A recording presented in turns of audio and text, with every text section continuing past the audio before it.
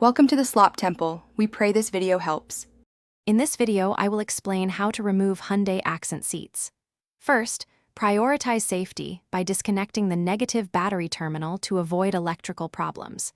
Gather your essential tools, including a ratchet, appropriate sockets, and a trim removal tool. Make sure your vehicle is on a level surface with the parking brake firmly engaged.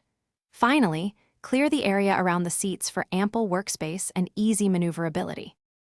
To remove the rear seats, begin by locating and removing the 2 or 3 bolts that secure the bottom cushion. Once unbolted, lift the front edge of the cushion and pull it forward to release it from its clips. Next, find the bolts or clips holding the seat back, typically at the bottom. Tilt the seat back forward, then lift it straight up to detach it from its upper hooks, carefully removing it from the vehicle. For the front seats, slide them all the way back to easily access the 2 front mounting bolts.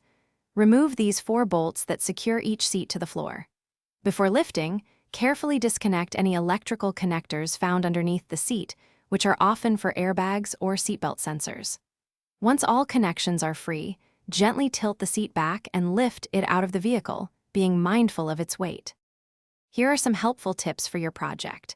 Always store all removed bolts and small components in a clearly labeled container to prevent loss. Take a moment to inspect the floor and seat rails for any debris or damage before reinstallation. Putting the seats back in is simply the reverse of removal, but ensure all electrical connections are secure.